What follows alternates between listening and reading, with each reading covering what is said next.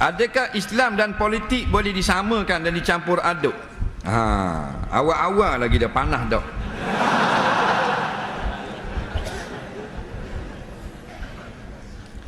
Jawabnya, Islam adalah agama, politik bukan agama. Politik adalah kehidupan manusia. Kehidupan manusia ni banyak, ada jual beli, ada nikah kahwin, ada ibadah, ada riadah, ada hiburan, ada sokang, ada ekonomi, ada pentadbiran. Maka tu semua tu adalah cabang-cabang kehidupan manusia. Maka semuanya kena ikut Islam. Bukan politik itu Islam, ekonomi bukan ekonomi itu Islam. Islam ad-din adalah agama atau peraturan yang mana sekalian daripada cabang-cabang muamalat pergerakan hidup manusia mesti kena ikut peraturan dia. Maka kalau kita berjual beli, mesti jual beli Islam. Kalau kita berekonomi, mesti ekonomi Islam. Kalau nikah kahwin, mesti nikah kahwin Islam. Kalau sokang, sokang Islami. Kalau hiburan, hiburan Islami. Kalau muzik, muzik Islami. Mana muzik yang taat perintah, hukum hakam, ini boleh, ini tak boleh. Begitu juga dengan politik. Politik biarlah ikut cara Islam. Itu caranya.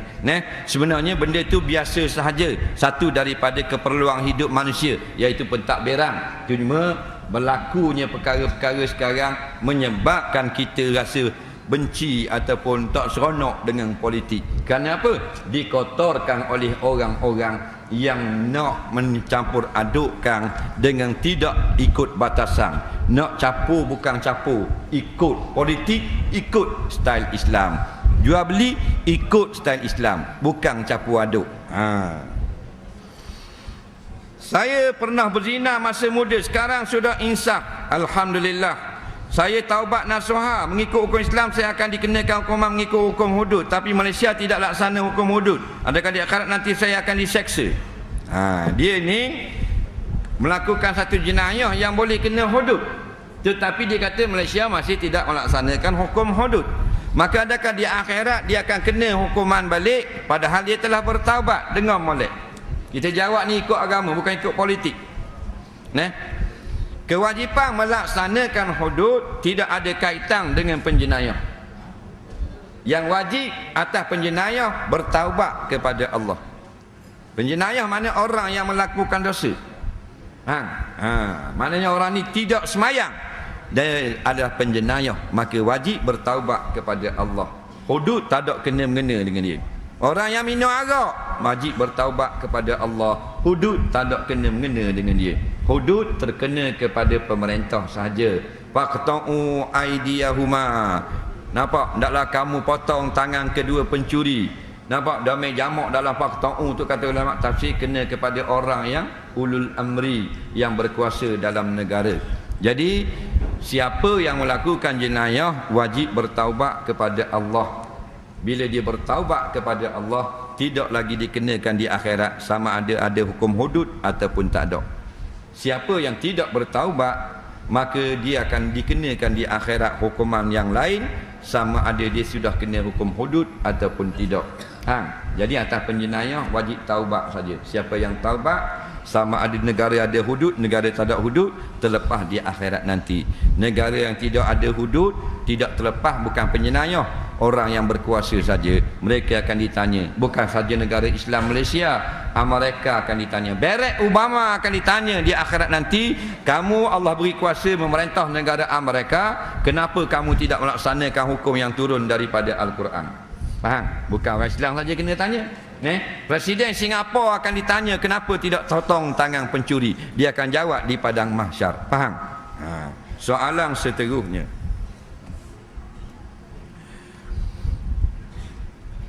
dalam hati terlintas hendak menceraikan isteri, tapi kita tidak melapaskan, jatuh dak talak kita. Terlintas, litah ni lalu saja. Faham? Bukan hal kita waktu. Macam litasan-litasan yang lain juga, dalam bab akidah, dalam bab semayang, dalam bab waswas, dalam bab wudu, dalam bab apa saja. Bukan kita. Lintasan adalah daripada luar. Kalau benda tu baik, malaikat. Benda yang tidak baik, syaitan. Faham? Kita pergi rumah kawan kita, tengok dia mandi. Kawan kita kata duduk kejap, dia duduk mandi. Bila kita duduk, kita tengok duit dia banyak tepi almari. Faham tak? Mari dalam hati kita, ambil lah sikit 200-300. Lambat lagi dia mandi tu. Tu lintasan. Faham tak? Daripada mana tu kalau suruh ambil hak orang? Syaitan ke malaikat? Syaitan, kita pun tahu. Faham? Malaikat mari tak boleh, hak orang tu jangan ambil. Itu malaikat. Nak, bukan kita tak berdosa belaka, jangan layang. Kalau hak baik kita layang. Faham? Jadi bila terlitah dalam hati cerai isteri, tidak jatuh walaupun 1000 kali litah, tak jadi apa. Dah memang azam nak cerai isteri, tak jatuh juga, kerana kena berlapah pada mulut.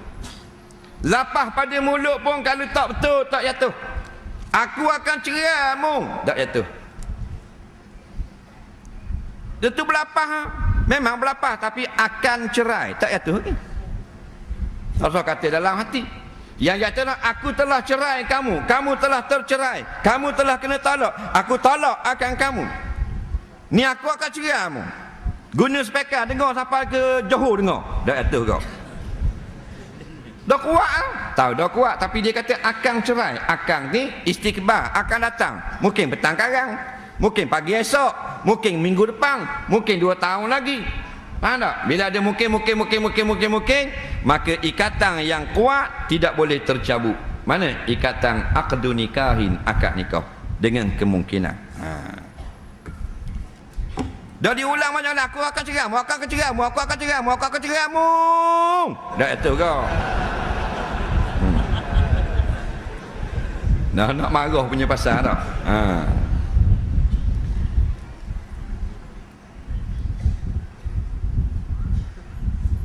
Dengan perbuatan yang tidak elok kita buat, adakah diikut oleh anak yang ada dalam kandungan ibunya? Tidak. Ayah buat benda tak elok, adakah anak akan buat? Tidak. Tak ada kena-mengena. Cuma ambil tapaul bila kita nak anak kita baik, maka kita berkelakuan baik. Itu saja.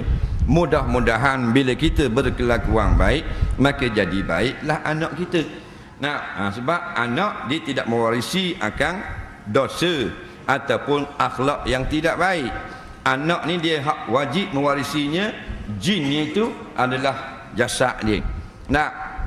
Kadang muka dia warisi ayah, tu lain. Kening dia, kepala dia, tangan dia, kulit dia, tu lain. Tu memang dia ngikut. Tak ikut mak, tak ikut ayah, mak lah. Kalau tak ikut mak, ayah. Mana kalau mak ayah tu maknanya pandai bersilat dan sebagainya, hebat, tok guru silat. Anak belum tentu. Padahal ayah ni tok guru gayung, tok guru silat lincah. Kena balik anak buat gubahan bunga jadi mak andang. Anak faham? Tapi kalau rupa sifat, tu lah. Tak zahir, kulit. Tu dia baru dia turun. Jangan tengok kan? Kita tengok anak kita balik lagi ambil anak kita letak atas mesin basuh. Tengok. Dia tengok muka dia. Kalau tak muka kita, muka mak kita, bini kita. Betul tak? Dia tengok, hidung macam, ikut ayah. Dia tengok pula, hidung kepek, ikut mak. Hitam, ikut mak. Putih, ikut ayah.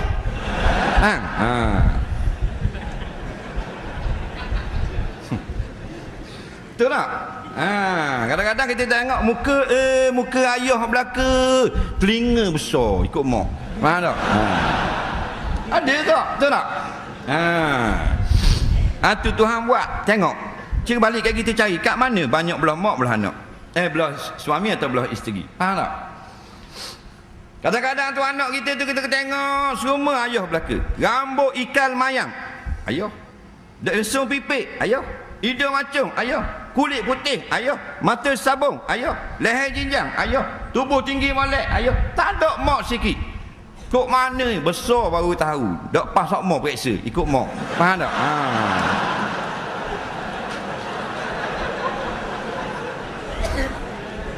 Orang puan marah ni.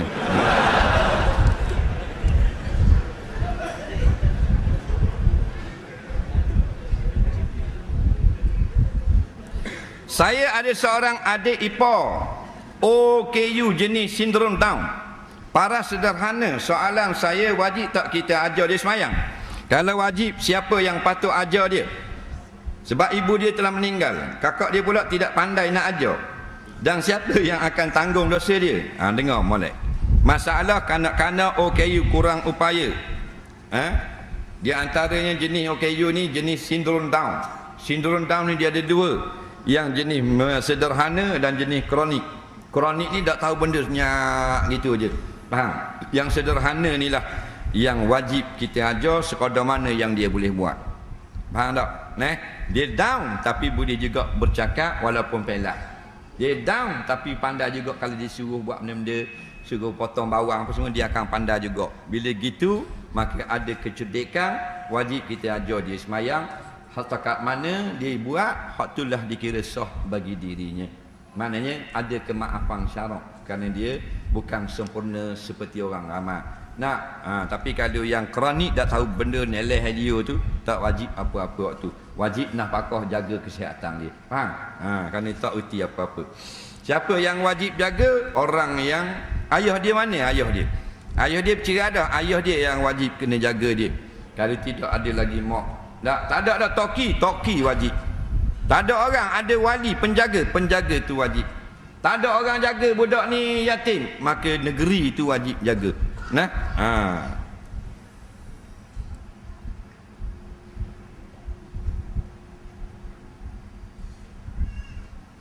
Dalam ceramah ustaz yang lepas, orang kafir bila mati roh tak diangkat ke langit, tak diterima di bumi, berkeliaran di bumi, boleh tengok macam website ghost.com. Soalannya bila mereka menerima azab kubur. Jadi disebut dalam Quran, la tufattahu lahum abwabus sama'. Nampak? Tidak dibukakan bagi mereka itu, roh-roh orang kafir dan munafik, akan pintu-pintu langit. Maka dia duduk di bumi. Maka di mana bilakah dia itu diazab? Di alam barzah. Jawabnya, di bila masa Allah menghendaki, itu saja. Bila masa Allah menghendaki. Ini telah dijawab oleh ulama-ulama. Bila Allah nak azab dia, bila masa Allah kehendaki. Tidak menjadi urusan kita. Macam orang pertikaikan orang yang mati tidak ada kubur. Adakah dia alam barzakh? Ada orang pertikaikan. Kan dia tak ada kubur, meletup di udara, pum, hilang terus kena tembok kapal terbang.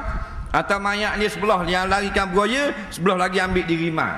Tak ada kubur, telang habis. Licin dengan telinga-telinga, bahan habis dengan rambut-rambut. Maka adakah alam barzakh ada kena azab tak? Jawabnya, kubur lain, alam barzakh lain. Semua yang mati akan berada di alam barzakh. Kubur alam dunia, alam barzakh alam akhirat. Kubur kita pergi tengok, nampak, tu kubur ayah tu. Dah tu kasih selamat. Tu kubur ayah. Faham? Tu alam dunia. Alam akhirat kita tak nampak, barzakhun namanya. Siapa yang mati mesti ke barzakh. Sama ada kubur atau tak ada kubur. Cuma kita panggil saja dengan nama alam kubur. Muhammad Hafiz Farhan bin Khairul Nizam, tolong hubungi Nur Asyikin, ibunya, 019 370 9313. Muhammad Hafiz Farhan bin Khairul Nizam, mak dia menunggu, tolong telefon mak dia Nur Asyikin. Baik.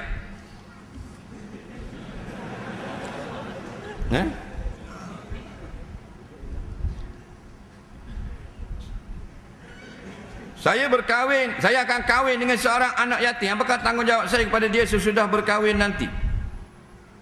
Dia akan kahwin dengan anak yatim, perempuan lah. Dia sebagai suami, maka dia ada dua di situ. Pertama, dia akan berkahwin dengan anak yatim. Yang kedua, dia akan orang tu jadi isteri dia. Kita nak tanya, masa mu berkahwin dengan isteri yang anak yatim ni, berapa umur dia? Sebab anak yatim siapa balik, bini mu ni balik tak lagi. Kalau belum balik, boleh kahwin. Nampak? Boleh. Perempuan yang belum balik boleh kahwin. Dia tak ada umur pengantin perempuan ni. Katakan umur baru 9 tahun, dia kahwin. Belum lagi balik, maka dia masih bernama yatim. Tapi setelah balik, hilang nama yatim. Jadi faham baik. Awak akan kahwin dengan anak yatim ke, atau anak yatim dulu sekarang sudah tidak yatim? Faham tak? Kalau bini awak umur 18 19 bukan anak yatim. Anak yatim paling tua 15 yang tak keluar haid. Faham? Jadi kewajipan bukan jadi sebagai anak yatim, sebagai seorang isteri. Ingatlah bila kita berkahwin dengan seorang isteri, kita berkahwin dengan orang yang kita akan jaga dia, keselamatan dia dan seumpamanya, beri makan minum dia, tempat tinggal dia. Dan semuanya itu Allah akan tanya balik di akhirat. Baik, soalan seterusnya. Kita ada 50 minit lagi.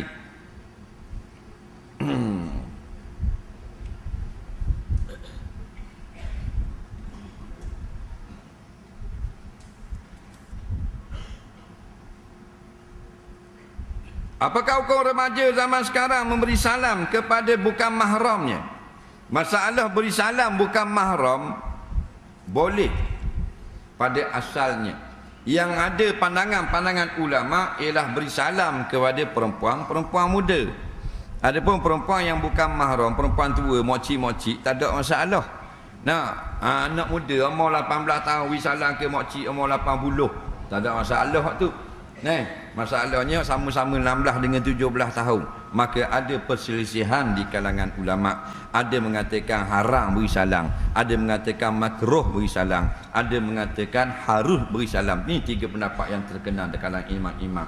Kenapa jadi begini? Kerana tidak ada nas yang jelas menyebut masalah perkara ni. Maka oleh gitu kita tengok keadaan lah, apa tujuan kita beri salam. Kalau salam kita tidak menimbulkan fitnah, kita taklid pendapat yang mengatakan harus. Itu saja. Jadi mudah. Soalan seterusnya.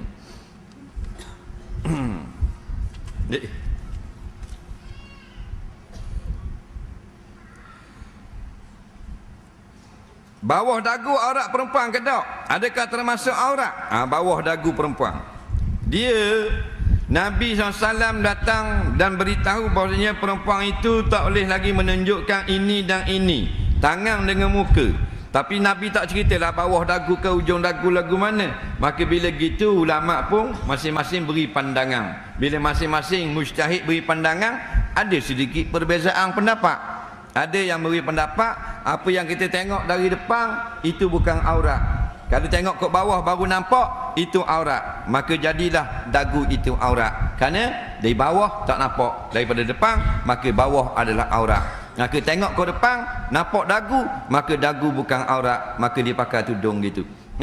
Jadi adalah pandangan yang mengatakan apa yang dipegang oleh tudung itu di bawah tekak, maka lepas pada tudung adalah bukan aurat belaka. Semua ni ada sandaran berlaku, ada balik pada uruf, ada balik kepada amalan-amalan yang berlaku pada zaman salafus soleh. Cuma bila kita nak yang terbaik, al-khuruju minal khilaf, kita keluar daripada khilaf, ambil tudung, buat terakak sikit sampai ke hujung dagu. Soalan seterusnya. Apakah beza antara minta dan ambil berkat dari alim ulama? Apakah kita boleh minta berkat daripada alim ulama? Berkat ni tengok benda makna barakatun. Melayu kata berkat. Barakah ni apa? Ziyadatul khair, bertambah kebaikan. Jadi bertambah kebaikan ni boleh tak kita ambil dengan orang? Tak ada. Jadi kita nak tumpang barakah. Nampak? Jadi kalau kita doakan keberkatan boleh. Allahumma barik laka, Allahumma barik laka, ya Allah berilah berkat bagi kamu. Boleh. Tapi mari berkat, aku nak satu berkat. Tak boleh nak buat gitu. Jadi barakah ni tumpang kebaikan. Sebab itulah masalah ni dia umum, tidak maknanya terkhusus dengan satu-satu masalah. Dia umum sangat masalah barakah. Sebab tu bila Rasulullah dia masih ada orang pakai pergi ambil berkat Nabi pegang gelas tu orang pergi minum, Nabi pegang benda ni orang pergi pegang ambil barakah, Nabi cium benda tu orang pergi cium. Bila tak ada Rasulullah tinggal sahabat, orang buat dengan sahabat pula. Bila beranak panggil sahabat suruh belah mulut. Tak ada lawan sahabat, tinggal tabi'in pula orang ambil keberkatan. Jadi keberkatan ni sebenarnya bukan milik ulama. Tu salah faham orang kampung. Bukan ulama saja, bahkan orang biasa pun ada keberkatan. Ziyadatul khair maknanya orang yang bertambah kebajikan. Kerja postman saja nak, tetapi dapat mari masjid, dapat pergi belajar tafakuh fiddin. Nak, dengan gaji sebagai seorang postman, boleh hadir kuliah, boleh pergi buat benda-benda derma dan sebagainya, menunjukkan kehidupannya dan pekerjaannya ziyadatul khair, bertambah benda-benda yang baik. Ada yang pakak besar, tak boleh mari masjid, tak boleh nak derma dan sebagainya. 1,500 padang sebatang kayu goh je bagi anak puing dalam lubang. Nak bagi kipas masjid, sorry boh, 3 kali hidup dia tak bagi. Walaupun gaji dia 1 juta sebulan, tidak ziyadatul khair. Khair itu tidak bertambah. Jadi berkat bukan mari sini aku nak berkat, mari aku nak berkat. Mari kita ambil berkat kat ustaz tu, mari kita ambil berkat kat tok syekh tu, mari kita ambil berkat kat maulana tu. Bukan begitu. Tumpang keberkatan. Di mana saja ada benda yang baik, adalah keberkatan. Kita duduk situ, mudah-mudahan berkat dan rahmat dapat juga kepada kita. Soalan seterusnya. Saya tengok rumah tok guru saya ada gambar Sayyidina Ali, Sayyidina Abu Bakar, Sayyidina Umar, Sayyidina Uthman. Apakah hukum melakar wajah 4 sahabat ni? Tidak ada sebarang nas dalam Quran dan hadis cerita tentang hukum lokih muka sahabat. Yang adanya fatwa ulama yang kita himpunkan daripada banyak kitab-kitab fatwa ulama, haram melukis gambar sahabat-sahabat Nabi. Haram hukumnya kita pergi lukis. Jadi tak usahlah kita buat gambar-gambar sahabat letak di rumah jujuk, jadi macam rumah orang Yahudi dah pula, jadi macam rumah orang Nasara lah pula. Tak, cukuplah kita kasih pada para sahabat dengan kita tengok akan tarikh-tarikh para sahabat, tengok manakib sahabat, kita baca kisah-kisah dia, menyebabkan kita rasa seronok dan rasa rindu dengan mereka. Tak payah nak bubuh gambar dah. Nak bubuh gambar yang tidak dilarang oleh ulama. Pernah seorang laki-laki dia gambar benda yang hidup, maka Nabi kata tak boleh jasalah gambar-gambar hidup ni. Dia nak letak juga gambar perhiasan. Kalau nak juga letak gambar-gambar yang tidak bernyawa. Jadi kita sayang para sahabat, kasih pada sahabat, tak mesti rumah kita letak gambar. Nak letak gambar juga, nak hias rumah, hubung gambar benda tak menyawa. Orang yang minat motor, gambar motosikal. Tak ada masalah, tak ada haram pun ulama kata. Dekat meja makan Honda Car, dekat Jambang C135 LC. Mana tak? Dekat jemur kain EX5. Skuter duduk kat meja makan pula stay ni. Tak ada masalah pun. Orang minat lori. Orang minat mesin kisah seming buat gambar. Jadi benda-benda lagu tu kadang-kadang pelik. Jadi nampak macam rumah orang bahai, macam rumah orang apa benda ni, ajaran yang tidak munasabah dengan kemurnian Islam.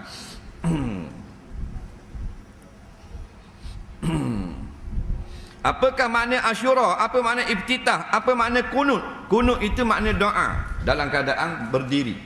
Apakah makna iftitah? Pembukaan, buka semayang dengan doa. Apakah makna Asyura? Asyura ni bahasa Arab. Bahasa Melayu kata yang ke-10. Arab ni kali 10 dia panggil Asyara atau Asyarah. Kalau 20 Ishrun, dia gitu bahasa Arab. Kalau ke-10 dan tempat yang ke-10 pertandingan memancing, maknanya Asyura. Yang ke-10. Maka yang ke-10 Asyura maknanya hari yang ke-10 daripada bulan Muharram. Jadi itulah datangnya nama bubur sura. Asalnya Asyura. Dulu zaman orang-orang Yaman masih datang bawa Islam ke sini, dia panggil bubur Asyura. Dapat ni sekarang bubur sura. Sini panggil dia bubur syura. Syura ke sura? Bubur surau. Tak ada masalah bubur syura tu. Cuma yang jadi masalahnya puasa tu tak ada, bubur syura ada. Situ jadi katung. Soalan seterusnya. Apa beza nuzul Quran dengan Lailatul Qadar? Bezanya nuzul Quran, nuzul bahasa Arab makna turun, Quran turun ayat Quran. Dan Lailatul Qadar malam qadar, malam yang hebat kurniaan Allah dalam bulan Ramadan. Jadi turun pun dalam bulan Ramadan Quran, Lailatul Qadar pun berlaku dalam bulan Ramadan. Cuma turun Quran pada 17 Ramadan. Lailatul Qadar tidak tentu. Paling banyak berlaku 20 hari ke atas Ramadan. Baik, soalan seterusnya. Saya ada terima satu mesej. Saya baca, dikira siapa yang baca dikira sudah bersumpah dan menazar. Kalau tidak mengikut kata-kata mesej itu akan hidup sengsara. Apakah perlu saya buat? Jawabnya, bakar mesej itu. Ini sekali karut belaka. Mula-mula sekali kita mungkin dia ada sebelum tu. Saya down sekali pada tahun 89. Mesej tu telah kecoh dah. Masa tu tak ada lagi internet. Faham tak? Dia orang photostat. Atau kalau ada kena photostat 10 keping. Nano pergi cari kedai photostat. Kalau tidak photostat 10 keping, esok accident, langgar di lori minyak, macam-macam peseng. Nah, ini semua ni mainan belaka dan telah dirojok kepada tuan guru. Tuan guru berkata karut belaka-belaka. Hak sebut nama Syekh Ahmad yang jaga anak kunci Kaabah pun karut juga. Telah ditanya kepada ulama-ulama Mekah, penjaga Kaabah, tak ada pun berita tu. Benda ni semua mainan belaka. Nak buang masa kita saja.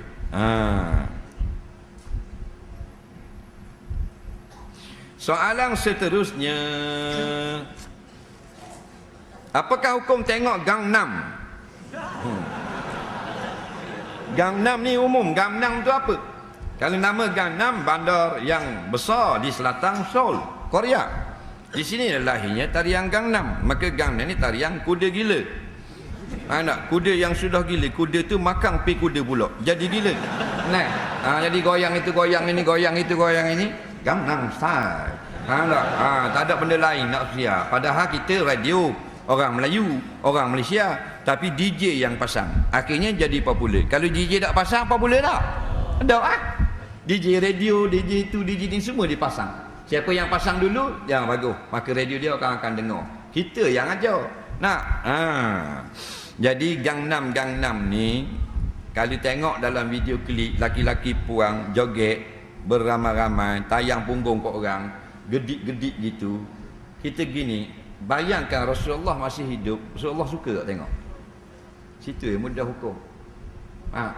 Ni punggung ni ding tunjuk ke orang. Molek tak? Molek lah, tapi pada hukum tak molek. Orang lelaki memang suka tengok punggung itu. Suka tak? Nama apa? Suka tak? Tak suka. Orang lelaki suka, tapi dah oleh kerana ada hukum. Faham tak? Siapa tak suka orang puang? Orang puang ni lawang laki-laki. Siapa yang tak suka perempuan, dia gay. Suka tak puang?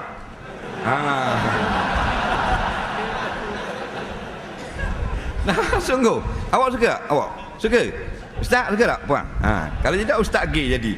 Faham tak? Tapi di kalayak ramai, benda ni haram lah, menggiurkan. Nampak tak? Kalau nak Gangnam laki bini, tak ada masalah. Balik lagi Gangnam, biar sampai Jahannam terus rumah. Tak ada masalah pasal bini kita. Okey. Yang Gangnam kali abang nak tengok. Haram tak? Dah, dia pun keluar pakai kain batik. Gila kat ni. Gangnam kembang gatung dia panggil. Dosa tak? Dah, tak ada masalah. Sampai pagi pun boleh. Dulu ustaz kata orang bisu tak boleh jadi imam. Bukan saya kata, ulama kata, kita tolong siapa? Kita tak ada fatwa, kita bukan mufti. Kita tak ada pandangan, kita bukan fuqaha.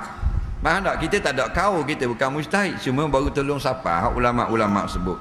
Memanglah orang bisu tak boleh jadi imam. Orang bisu nak baca mana? Faham tak? Tak boleh baca benda. Makmum kata, berapa mana tak baca Fatihah ni? Rupanya bisu. Tak boleh jadi imam. Bagaimana orang buta dan pekak? Tak boleh tak? Yang bolehnya orang pekak yang boleh berkata, dan orang buta yang boleh berkata. Faham tak?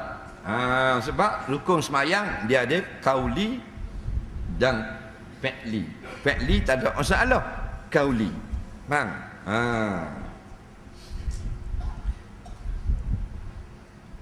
Apa hukum bagi makan tulang ikan pada kucing? Tulang ikan bagi kucing pun dia nak tahu kok. Jawabnya harus dan dapat pahala. Bapa dia tanya gini kerana ada pula suara-suara mengatakan haram beri makan tulang ayam, tulang ikan kepada kucing kerana dia makanan jin saudara kita. Jadi dia sudah curi makanan jin bagi kat kucing dia. Jawabnya salah, tak ada ulama berkata begitu. Faham? Jadi kucing makan tulang ikan tak? Kucing memang jenis makan ikan, makan isi, makan tulang, makan kulit. Betul tak? Ada kucing dia makan isi saja, tulang tinggal. Kong. Tulang. Tulang ada. Dia makan ke tulang-tulang. Faham? Dan juga Nabi kata tulang makanan saudara kamu. Maka boleh kita beri makan kepada jin saudara kita kalau kita tahu dia memang jin Islam. Tapi dah kita tak tahu, kita boleh letak sahaja untuk makanan binatang-binatang, tak ada masalah. Apakah hukum bayar saman ekor? Hukumnya tak ada sebut dalam mana-mana hadis atau Quran yang mengatakan wajib.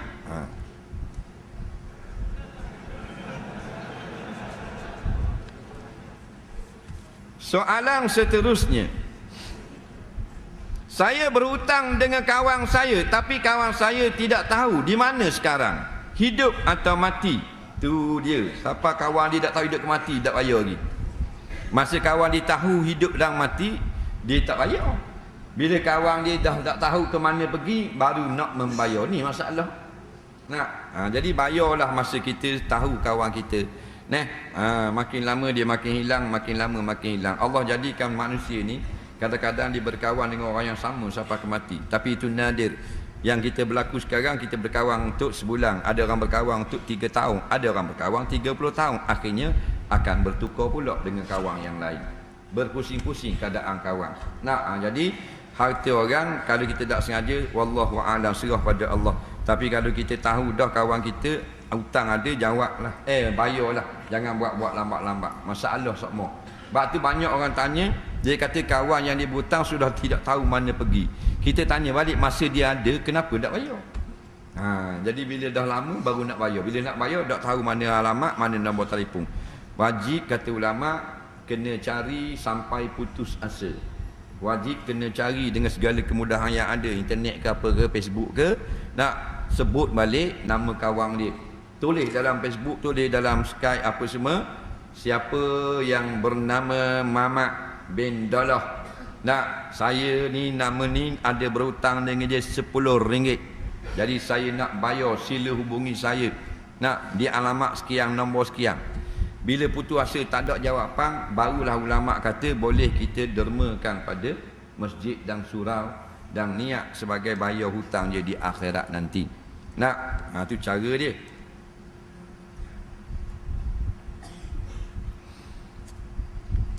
Kenapa makanan laut dan darat tidak boleh dimakan dalam satu menu? Jawabnya boleh. Tidak ada pun yang mengatakan haram. Ini hanya pandangan sahaja daripada qiyas kepada hadis dan daripada sisi kesihatan. Itu saja. Sebenarnya bukan hukumnya haram. Boleh masak kerang, makanan laut. Lepas tu ada pula maknanya ayam, makanan darat. Tak haram sebenarnya. Kita kadang-kadang over sangat, jolok, akhirnya jadi haram. Macam Facebook, macam baru ni insya-Allah sibuk sangat. Waktu kata insya-Allah, tak boleh kena insya-Allah pula dah. 16 hari 16 malam pada soalan tu saja. Kita jawab boleh belaka. Ada orang percakap tak boleh, Dr. Zakir naik kata tak boleh. Lalah Dr. Zakir kata aku tak kata pun gini. Habis bahan bodoh belaka 13 hari. Pasal apa? Pasal kita tak ada ilmu. Bila tak ada ilmu, setiap benda yang diumpangkan kepada kita, kita makan belaka. Ilmu tak ada. Macam ikan dalam baru. Bubur mata, bubur cacing pun makan, upang nasi pun makan, telur kengga pun makan, biskut Mary pun makan juga. Ini ikan bodoh. Kalau ikan cerdik, ikan tergigi. Ikan tergigi kalau kita ngai dengan cacing makan. Ngai dengan upang sutong potong, tak makan. Upang benjo, tak makan. Upang telur kengga makan gigi. Tak. Gigi ni dia makan ikut selera. Kalau hari ni dia nak makan ikan temenung, mesti kena ikan temenung. Kalau ini dia makan ikan kerisi, dia akan makan ikan kerisi saja. Sebab tu harganya mahal, RM25 sekilo. Tapi kalau ruang tasik, kadang-kadang kita lepo tak dang bubuh upang, mata kain saja sudah makan. Sebab dia ikan bodoh. Sebab tu ruang tasik RM3 1 kilo. Bang, hanu ikan mengaji universiti. Jadi kita kena cerdik tak? Apa saja orang kata, tu dah termakan belaka. Nah, sehingga ada seorang tu dia pertikai kata, tak boleh tak? Memang kalau kita kata insya-Allah, kita mencipta Allah. Nah, kena kata insya-Allah pula dah. Kita kata dalil saya tengok dalam Facebook pula dah. Nah, bila kita tak ada ilmu gitulah. Nah, sedangkan ulama mengatakan tak ada masalah. Yang menjadi masalah ialah lafzul jalalah, sama ada dibaca dengan mansub atau dibaca dengan marfu'. Itu perbezaan masalah insya-Allah. Kalau lafzul jalalah dibaca dengan mansub, maka jadilah haram. Itu pun dengan ayat pada fi'il berbunyi fi'il muta'addi, iaitu atau wazan af'ala. Ini ing haram. Kemudian sya'a fi'il madi. Nah, ada dua perkara yang berlainan di situ. Macam mana digabungkan dengan ansya'a yang berbentuk fi'il? Faham tak kita khabar benda? Tak faham. Tak faham ni kali jasa cakap banyak. Orang kata boleh. Nak ujuh lagi. Faham? Betul tak?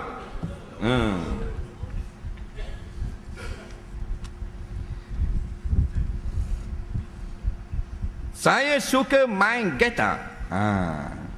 Apa hukumnya? Betulkah ada khilaf? Minta pencerahan. Cerah semua-semua dah.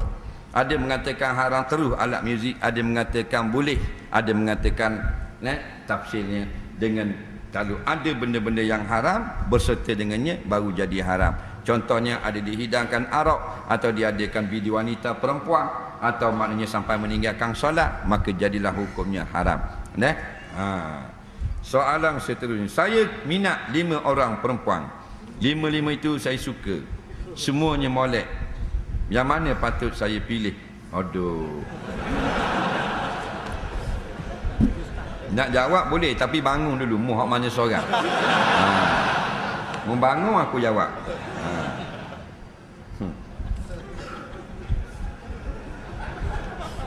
Adakah kewajipan anak tiri pada ayah tiri sama dengan anak pada ayah kandung? Tidak sama. Kerana dia ayah tiri sahaja.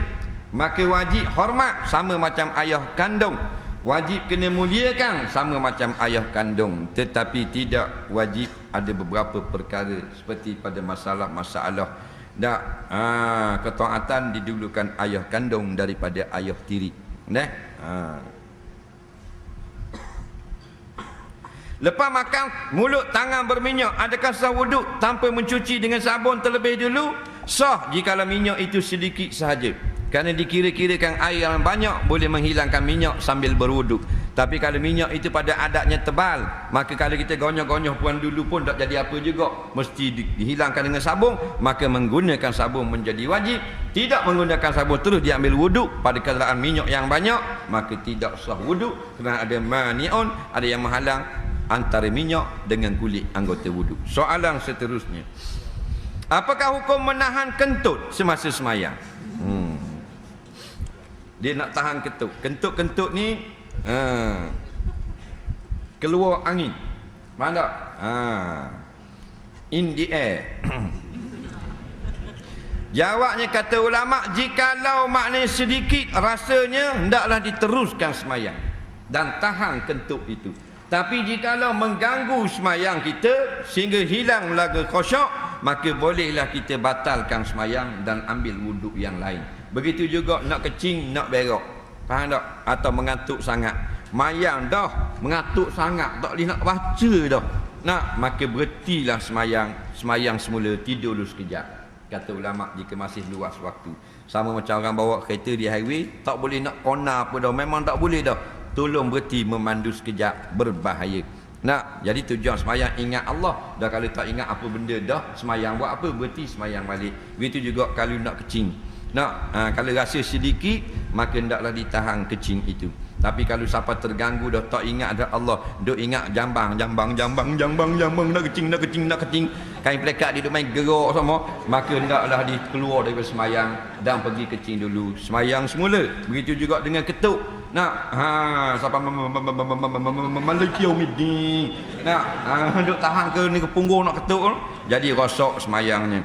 Soalan seterusnya,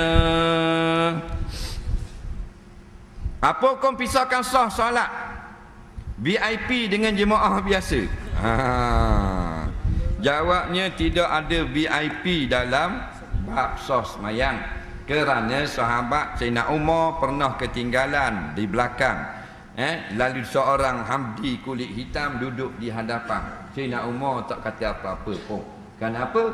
Kerana dia masa itu presiden tapi duduk belakang. Kenapa? Dia terlewat masuk.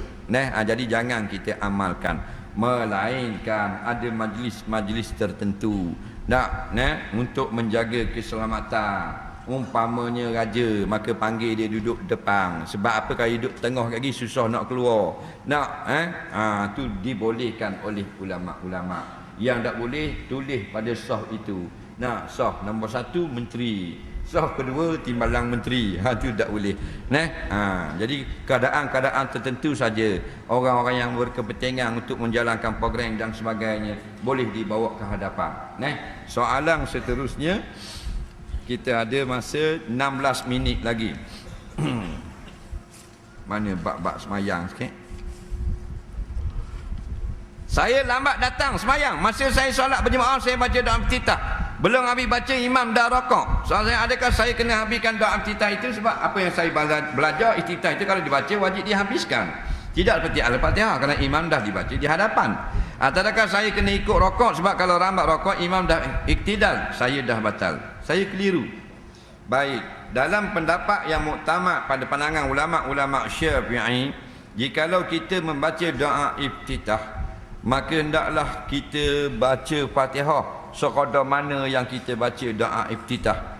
Itu pendapat yang muktamad. Muqabilnya kaul yang bersalahan dengannya, maka dibolehkan dia rokok tanpa membaca Fatihah. Kerana masalah ini sebenarnya al-ghawamid, nampak? Benda yang dalam-dalam tidak dipahami oleh orang awam. Jadi hak mana yang kita tersalah dalam bab masbuk muafiq, dimaafkan pada syarak. Dan benda yang kita sudah tahu dah, wajiblah kita buat. Adapun masalah iftitah, kalau kita baca, tidak wajib kita habiskan. Dalil kerana Fatihah pun tak wajib dihabiskan apabila imam telah rokok. Apatah lagi doa iftitah. Soalan seterusnya, saya sedang semayang sunat, tiba-tiba ada orang tepuk bahu saya nak berjemaah. Adakah tindakan saya kena masih setelah masuk waktu zuhur? Dia tengah semayang sunat, ada orang tepuk bahu dia. Dia nak buat apa? Tak payah buat apa-apa. Tak ada benda pun. Dengar molek, kalau kita nak jadi makmum, nak orang depan, nak jadi imam, jangan tepuk orang depan, jangan cuik. Tak payah, duduk sebelahnya sahaja. Nak cuik ni masalah lain. Seperti imam yang telah batal, maka kita cuik imam. Imam pakai kain terkoyak nampak punggung, maka kalau subhanallah pun dia tak reti, kita pun cuik imam supaya dia keluar daripada semayang. Tapi kalau kita nak suruh dia jadi imam, kita duduk sebelah saja, takbir Allahu Akbar, niat jadi makmum sudah memadai. Tak payah tepuk-tepuk bahu orang. Tapi kalau orang yang sudah rosak semayang, kita boleh tepuk bahu dia. Bini dia masuk dalam bilik, tengok laki dia semayang pakai baju Melayu saja, tak ingat pakai kain. Faham tak? Dia kata, mana laki aku punggung puing gini. Dia pun tepuk laki, bang mayang apa gini, nampak punggung, nampak tak? Jadi tepuk tu tidak haram kerana dia sudah tidak semayang kan, mayang dia dah tidak tutup aurat. Soalan seterusnya,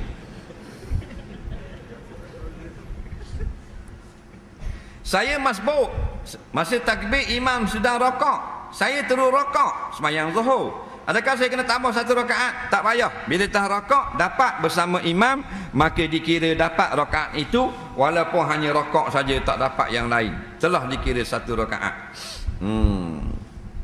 Baru ini telah heboh isu nak menghancurkan golongan lain. Adakah ini cara yang terbaik? Kerana pecah belahkan umat Islam. Ketika Nabi berdakwah ke Taif, malaikat telah menawarkan gunung Taif kepada Nabi untuk menghancurkan penduduk Taif. Tetapi Nabi berdoa, diberi hidayah. Penduduk Taif kita itu adalah kafir, sedangkan kita sekarang adalah Islam, sesama Islam. Ini panah Jawabnya, berdoa, asalnya berdoa ialah yang baik-baik sahaja. Tidak boleh berdoa yang tidak baik. Kemudian pula apabila dilakukan perkara yang tidak baik kepada kita, atau kita ini dizalimi, atau kita ini dianiaya, maka bolehkah kita berdoa yang tidak baik? Ulama jawab, bukan kita jawab, penuh jawapan-jawapannya. Dua jenis doa bagi orang yang buat jahat kepada kita. Yang pertama sekali afdal, iaitu doa Rasulullah SAW, doa supaya Allah beri hidayah. Yang kedua doa Nabi Nuh, doa supaya Allah turunkan bala. Jadi doa turun bala bagi orang yang buat jahat, hukumnya harus. Doa hidayah kepada orang yang buat jahat, hukumnya afdal. Itu jawapan ulama.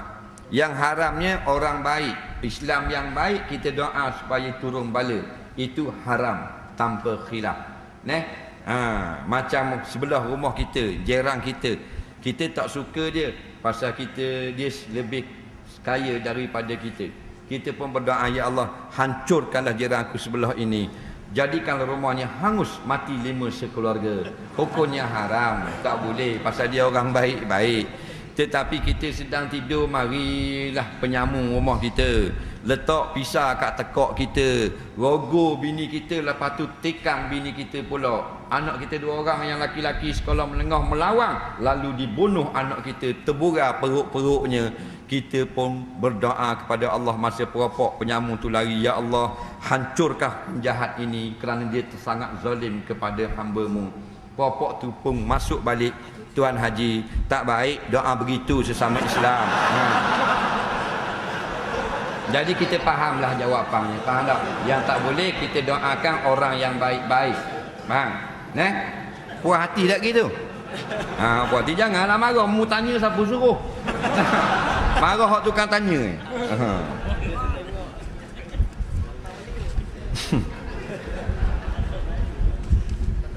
Soalan seterusnya, jika perceraian talak 3 berlaku tapi belum sempat jima, adakah sah boleh bernikah semula? Masalah talak 3, kita pergi ke talak 3 dulu. Talak 3 ni pandangan 4 mazhab Syafi'i, Maliki, Hanafi, Hambali jatuh 3. Faham lagi? Dengar tu dulu. Aku cerai kamu dengan talak 3, jatuh 1 atau 3. Kata Imam Syafi'i, Imam Hanafi, Imam Hambali, Imam Maliki, jatuh 3. Faham? Cuma ulama-ulama mutaakhirin dia melihat akan keadaan orang awam dalam keadaan kejahilan, jauh daripada hukum syarak, nafsu melampau-lampau marah, maka difatwakan talak 3 jatuh 1 untuk menjaga maslahat perkahwinan. Faham tak lagi? Situ. Jadi bila masalah cerai belum jima lagi cerai dah dengan talak 3, boleh nikah semula ke tak? Jawabnya memang sah dan tidak lagi boleh rojak, boleh nikah sahaja. Atas kau yang mengatakan talak 3 jatuh 1 pada abad-abad mutaakhirin ini, asal kau 4 mazhab tak boleh lagi nikah hatta tankiha zaujan ghairah. Dalam Quran kata sampai dia berkahwin dengan suami yang lain. Itu asal talak 3. Seorang perempuan Rifa'ah, dia telah bercerai talak 3 dengan suami dia. Bila dia cerai talak 3, dia kahwin pula dengan Abdul Rahman. Faham tak? Bila kahwin dengan Abdul Rahman tak dang jimak, bercerai pula dengan Abdul Rahman. Bila cerai dengan Abdul Rahman, dia nak kahwin balik hak janda suami hak dulu. Faham tak lagi cerita ni? Dulu kena talak 3, kahwin dengan Abdul Rahman. Kahwin dengan Abdul Rahman tak dan jimak pun, cerai pula balah. Maka nak kahwin pula dengan laki dulu boleh tak? Dalam Quran kata boleh dah. Hatta tankiha zaujan ghairahu, sampailah dia berkahwin dengan suami lain. itulah kahwin dengan suami lain. Tapi kita bukan Quran saja hukum, Quran dan hadis. Nabi kata la, tak boleh. Dia pergi tanya Rasulullah, boleh tak balik ke janda aku semula? Suami aku dulu yang talak 3. Nabi kata la, hatta tazuqa asilatah, sampai kamu rasa kesedapan jimaknya dan dia merasa kesedapan menjimak. Maknanya kena jimak dulu sekurang-kurangnya dengan suami yang kedua. Faham lagi? Tu tolak 3. Nah, tiba-tiba Abdul Rahman tidak boleh berjimak kerana kata perempuan ini, suami aku hak nombor 2 ni macam kain, macam hujung kain. Faham tak hujung kain? Kita ambil kain, kita akad kain, lepas jatuh tak? Bukan tipu ni, dalam hadis sebut gitu. Faham? Hadis dia khabar gitu. Akad kain, lepas jatuh. Faham? Boleh jimak tak? Tak boleh. Nampak? Tu maksudnya sini orang panggil benda? Mati? Mati pucuk. Arab panggil unah. Bukan maunah. Maunah lain, M16. Ni tak boleh bedil.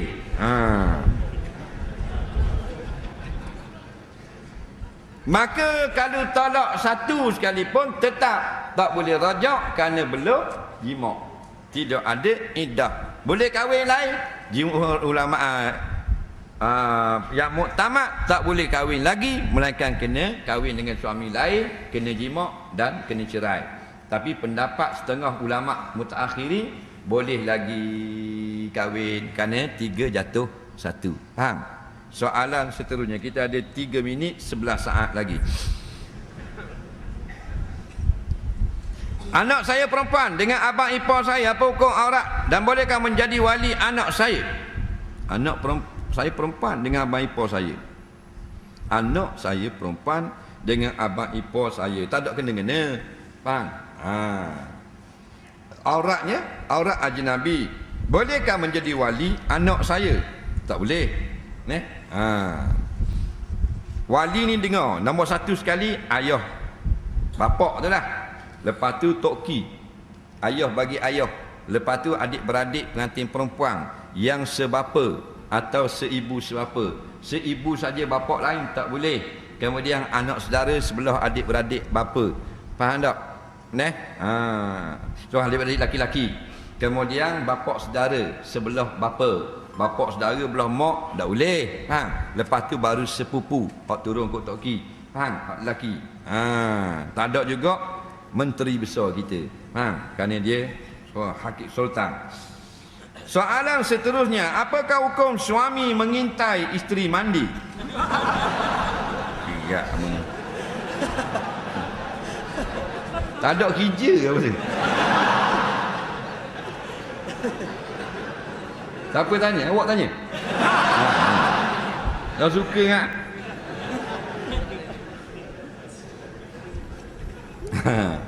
Jawabnya, suami isteri tidak ada perkara yang haram masalah melihat.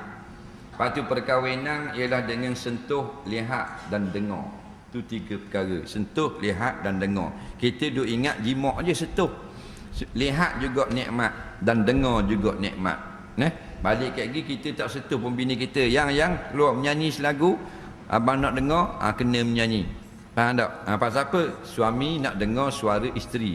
Dengar tanpa sentuh, nikmat berumah tangga. Faham tak? Suami isteri pun naik atas mesin basuh, berdiri, menyanyi dah. Bersatu kita bersatu.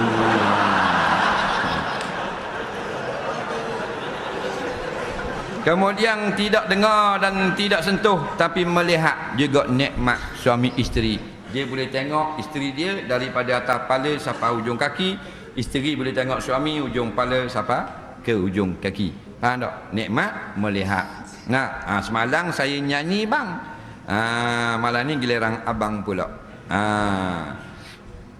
Baik katanya bini Tok Imam.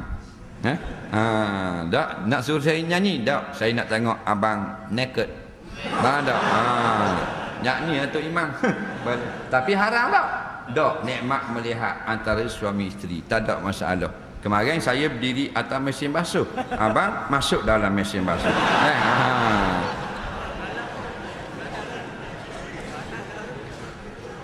Apakah hukum jika kita dibekalkan senjata mencukupi ada M16, ada bom tangan, ada pistol menentang Yahudi, tapi kita melarikan diri? Tolong jawab sikit. Marah dia ni. Dia ni nak perang ni. Baik. Semuanya sudah siap hukum-hukum di sisi ulama berpandukan Al-Quran dan hadis. Negeri-negeri, jika negeri itu sudah kuat melawan, maka tidak lagi jadi kewajipan kepada negeri-negeri sempadan, mereka atas dasar fardu kifayah. Tetapi jika negeri Palestin itu tidak kuat, tidak seimbang senjatanya, kekuatannya dengan musuh Yahudi laknatullah, negeri yang paling dekat adalah fardu ain. Negeri yang tidak hantar senjata atau tentera berdosa besar di sisi Allah, dan kita yang jauh fardu kifayah. Nampak? Jika tidak ada seluruh dunia ini hantar senjata dan tentera pada Palestin, maka kita Malaysia jadi fardu kifayah atas kita kena aturlah. Faham tak? Sebab itulah kita nak semuanya berfikir dengan ruh Islam.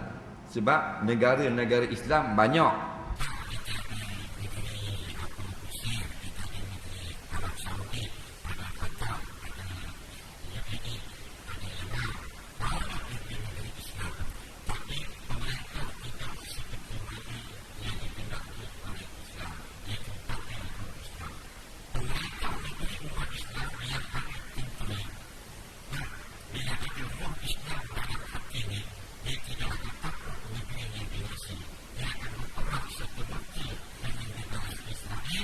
Nampak? Kerana Israel adalah wajib diserang oleh seluruh umat Islam seluruh dunia sekarang. Itulah harbiyun, kewajipan kita perang. Harbi maknanya peperangan. Kafir harbi, kafir yang kalau kita tak serang dia, kita berdosa di hadapan Allah.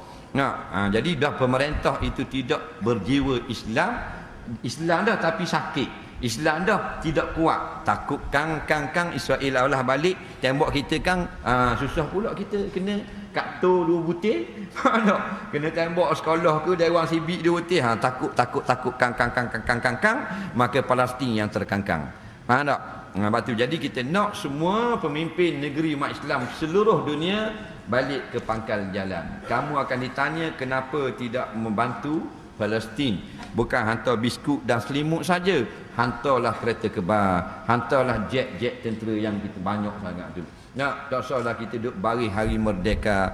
Kalau hari merdeka tu anak kita pun boleh duduk atas kereta kebal. Pasal apa? Tak ada peluru, tak ada perang. Kereta kebal besar-besar. Negara-negara Islam kereta kebal semua meriam dia 150 mm. Dulu 95, 85, sekarang semua 150 mm ada. 145, 142 maknanya larang besar ni lubang. Maknanya kalau lubang tu 150 bermaknanya tank tu sekurang-kurangnya berat 45 tang. Kalau 13 tang terbalik tank. Maknanya kuat dah lah kekuatan, tapi tidak berperang membela umat Palestin. Dah mana ini guna? Untuk pembarisan hari merdeka saja. Lemah sini cat sebelah, sini koko, sini hitam. Hari merdeka pakai topeng, pakai tu duduk atas kereta kebal. Lepas tu balik makan roti canai, balik camp. Ni ruginya. Takkan kita tengok sekarang umat Islam di Palestin nak baling dengan batu, nak berhadapan dengan kereta kebal Abraham 60 tan, 55 tan beratnya, ngadak dengan mana umat Islam yang hanya guna peluru dan senapang saja. Kita hanya jadi komando saja yang memang komang. Soalan terakhir pada malam ini, insya-Allah dipilih sikit. Ada lebih kurang 90 soalan. Kita jawab malam esok pula.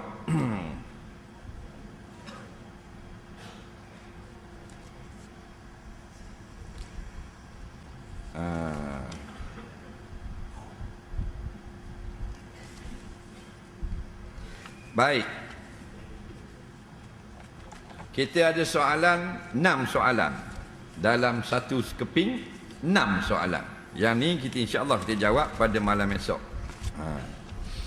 Soalan pertama, kalau solat jamak dan qasar macam mana sekiranya hendak buat solat qabliyah dan ba'diyah? Jawabnya tidak timbul masalah sunat. Masalahnya masalah jamak sahaja. Sebab itulah kata setengah ulama tidak boleh lagi qabliyah ba'diyah bagi orang yang solat jamak qasar. Tak, walaupun ada yang mengatakan boleh. Jadi tengoklah mana yang kita nak cenderung, silakan. Tidak ada nas belaka. Yang ada nasnya, kamu tidak salah melakukan jamak dan qasar bila kamu berpergi-pergian, maknanya bermusafir. Yang datang masalah adakah boleh buat qabliyah jamak ba'diyah, maka jadi pula pandangan yang berbeza-beza. Nah, soalan seterusnya. Sekiranya saya pergi ke masjid untuk salat jemaah, akan tetapi dalam masjid itu tiada kain pelekat kerana seluar saya tidak suci. Oleh yang demikian, saya telah jumpa selai kain pelekat dan terpakai untuk solat jemaah. Tapi saya tidak tahu siapa punya kain itu. Takut-takut kepunyaan makmum yang ingin solat jemaah. Apa hukum saya pakai kain itu? Dia ni seluar dia kotor. Dia pergi nak sembahyang jemaah, dia pergi ambil satu kain yang dia jumpa tersangkut dekat tepi masjid. Maka hukum dia sembahyang pakai kain tu boleh tak? Jawabnya, kalau maknanya benda itu kita tidak tahu boleh ke tidak, maka tengok pada keadaan. Biasanya kain yang diletak di masjid tu boleh tak orang lain guna? Boleh. Sebab kalau tuan dia tak mau bagi orang guna, tuan dia akan simpan, letak dalam laci, letak tempat tersembunyi. Tapi kalau lepas pakai, dilipat letak tempat terbuka ramai. Pada uruh dalam Malaysia ni, orang luar boleh pinjam, betul tak? Maka bila tidak ada nas, balik pada urut, pokoknya harus. Dah, letak memang situ, tapi dia letak dah situ ada bani zakat. Jangan guna kain ini. Dia guna juga, baru ada larangan di situ. Semua ni berasal daripada sebuah hadis yang disebut Nabi SAW menyebut, manishtara sauban, barang siapa beli sehelai kain, nampak, bi'asyarati darahima, dengan 10 ringgit, 10 riak, dirhamun minha min haram, 1 ringgit daripada 10 adalah haram. Lam yakbalillahu salatahu madama fihi au kama qala, tidak akan diterima semayangnya selama mana dia pakai kain tu. Kita beli jubah, beli serban, beli seluar, kain pelekat, baju Melayu, harga 100 ringgit, 10 ringgit, RM1 saja ada duit haram, Allah tak terima amal ibadat selama mana kita pakai kain tu. Kerana ni dia takut ni. Jawab ulama ada 2 jenis. Yang pertama Tuhan terima, yang kedua Tuhan tak terima. Hak mana Tuhan terima, dia pakai kain tak tahu hak siapa punya, tetapi bukan kain curi. Dah, maka balik kepada asal, harus dan diterima semayangnya. Orang yang tahu dah kain orang dicuri pakai juga, maka tidak boleh dan tidak diterima. Kerana benda yang haram, hak orang lain tak boleh. Satu lagi kita nak betul, ingat masalah kalau seluar dalam, kalau kain seluar kena air kecing, mudah saja. Kan boleh basuh. Biasa kalau kita pakai seluar underwear ke apa ke, kat mana kena air kecing? Seluruh underwear. Seluar dalam tu semua kena air kecing. Ambok, dia ada berapa Angry Bird? Biasa depan tu je tak? Seluar bahagian depan tu tak? Di situ saja. Mudah dah nak basuh. Tak ada ulama fiqh kata kalau kena sedikit saja sini, kena basuh sehelai. Tak ada. Dah tu kita basuh sehelai, kita basuh sehelai. Baju jubah kita kalau sini kena air kecing, tak wajib basuh sehelai. Yang ulama kata wajib basuh sehelai jubah kalau kita yakin kena kencing, tapi tak yakin dah di mana, kerana sudah lupa, wajib basuh sehelai. Tapi kalau duduk sini saja, wajib basuh di sini sahaja. Balik pada seluar dalam, laki-laki perempuan di pejabat, kalau ada siapa dak semayang, buat apa? Seluar dalam kena air kecing lah, boleh basuh. Basuh warna ni tain jabat, masuk dalam tandas. Faham tak? Bila masuk dalam tandas, boleh tak kita buka seluar? Boleh kan tak? Bila buka seluar panjang, tinggal underwear. Bila tinggal underwear, boleh tak kita cabut underwear? Boleh kan? Dah orang nampak tak kita? Tak nampak lah kalau kita tutup pintu. Kalau nak suruh orang nampak, kita buka pintu. Faham tak? Lepas tu kita letak dekat air sink. Ada sink tak dalam tandas? Buka sink cucur ni lah. Ni underwear. Jangan. Tunjuk tidak mudah reti. Jangan marah. Jadi biasa kena sini. Cucur dengan air tu. Faham tak? Buka air biar dia lalu atas ni, kita ganyih dengan tangan. Sekira-kira najis itu sudah bersama air turun ke bawah. Faham tak? Jangan gupar pula anda buat gitu. Ujung tu saja hak kena air tu. Maka lepas tu bilas dengan sekali lalu, sudah boleh dipakai. Nampak tak? Jadi bila boleh pakai, tak ada masalah dah. Mu nak pakai underwear dulu baru masuk seluar panjang, atau seluar panjang dulu underwear semula masuk luar, tak ada masalah. Nah, tak boleh tak, pasal tandas tak ada, yang ada sing je. Nak bila sing je kita buka seluar boleh. Tandas tu tak ada kunci, nanti ada orang buka kan, nampak? Malu saya, tengah basuh kan telanjang. Jawabnya tak payah pun buka seluar. Underwear kan bukan buat daripada zinc, dia buat daripada getah. Boleh tarik tak? Tarik underwear keluar daripada seluar, basuh kat luar. Betul tak? Buat lalu air, tarik kan? Kalau hak longgar lagi senang tarik. Begitu. Basuh-basuh begitu. Ni tolong khabar. Faham tak? Tangga dah najis, buat lalu air sekali. Lepas tu perah. Faham tak? Tak ada masalah. Lepas balik, tegung masuk balik. Dah, dia spring kan? Senang sangat. Ni dak siapa dak mayang lohor, siapa dak mayang jenazah. Apa dak mayang jenazah?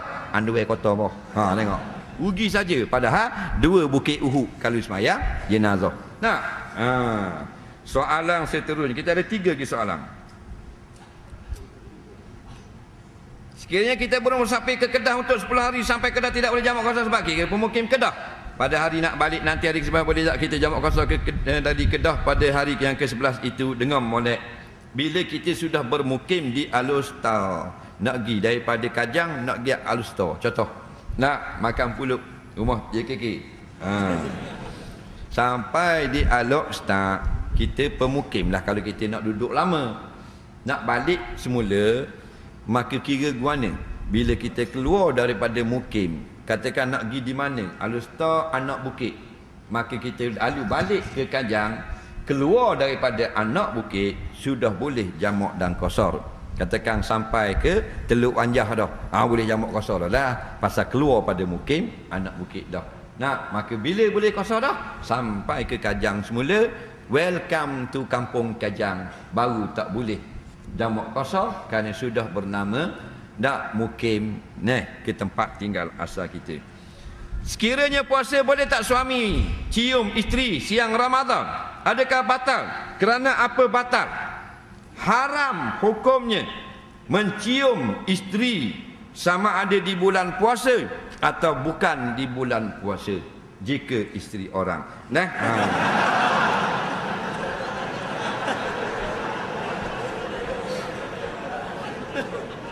Baik, kata ulama dalam bulan puasa kalau kita cium isteri kita makruh.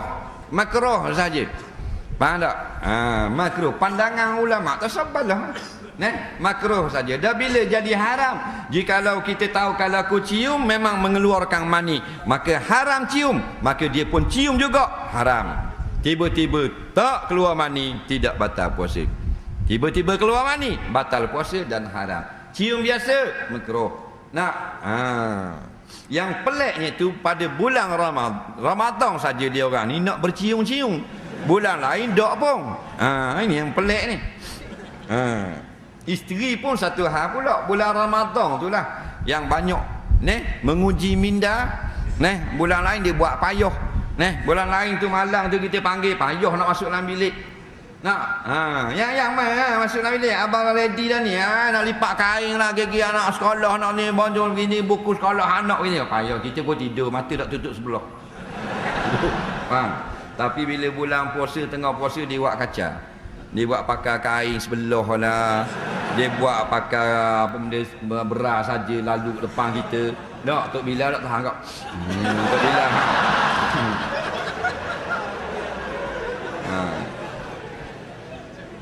Kerana apa batal? Tidak batal cium isteri, cuma dilarang saja kerana takut membawa keluar mani.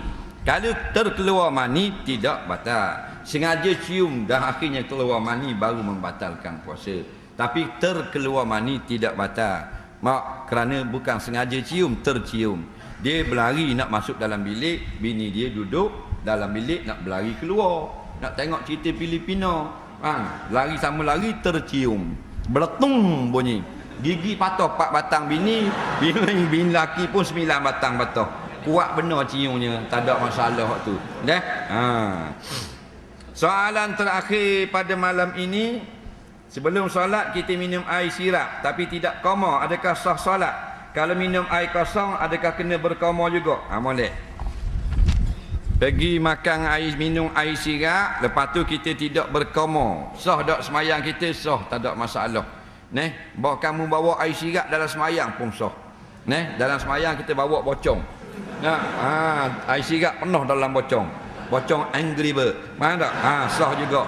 Yang batal semayang sengaja minum atau makan walaupun sedikit. Jadi bila tidak berkoma, kadang-kadang dia mari balik sirap tu dalam mulut kita. Kalau rasa yang sedikit sukar untuk kita jaga, tertelang tidak batal. Tapi kalau memang berasa memang air sirap sungguh duduk dalam mulut, kena ludah. Kalau nak ludah di kiri kanan tak boleh kerana semayang berjemaah, maka ludah dalam kocek baju kita, dia tidak najis. Ada ulama kata sebab tu ludah sebelah kiri. Orang nak buat kocek belah kanan. Nak kocek belah kiri ludah, jangan kocek orang sebelah kita. Jadi kalau tak ada kocek, ulama sebut pada lengan baju supaya kita tidak telan di dalam semayang. Tiba-tiba kita komodo, ada juga rasa-rasa sikit-sikit, maka dimaaf pada syarak. Dengan syarat bukan sengaja telan. Ada sikit-sikit kita pun main lidah, mana mari sini, mari sini, mari. Ada dia. Telan. Tu baru batal. Insya-Allah. Jadi kita jawab memang tak puas hati pada semua orang kerana ringkas sahaja. Jadi kalau nak lebih panjang jawapan daripada ulama-ulama yang lain lah, yang lebih mendalam ilmunya, kita sekadar berkongsi sedikit info yang saya ketahui, dan kita minta maaf kerana ambil masa yang panjang daripada tuan-tuan. Tahniah kepada warga Kajang khususnya kerana berjaya memakmurkan rumah Allah sampai begini rupa. Mudah-mudahan sedikit usaha kita, kalau kita nak banding dengan usaha rakyat Palestin sekarang, nak mendapat berkat dan rahmat di sisi Allah. Dan jangan lupalah kalau boleh mak rempik ke, mak rock ke, mak reggae ke, mak snooker ke, mak gitar bass ke, mak apa benda ni hip hop ke, apa benda lagi mak nispu ke, kau pandai dah. Kita orang Islam doa-doakan untuk Allah tolong bantu rakyat Palestin nak mengalahkan kezaliman dan kejahatan bangsa dan tentera Yahudi laknatullah. Bukan orang pakai serabangnya nak berdoa, bukan yang pakai jubahnya nak berdoa. Yang pakai seluar hip-hop ada gambar pokoknya pun berdoa kerana dia orang Islam. Yang tengah main snooker berhenti sekejap berdoa, beri kemenangan pada perjuangan umat Islam di Palestin insya-Allah. Bismillahirrahmanirrahim. Allahumma anfa'na ma 'allamtana wa 'allimna bima yanfa'una rabbana zidna 'ilma rabbana atina fid dunya hasanah fil akhirati hasanah wa qina azabannar. Wa sallallahu sayyidina Muhammadin wa ala alihi wa sahbihi wasallam. Walhamdulillahirabbil alamin. Assalamualaikum warahmatullahi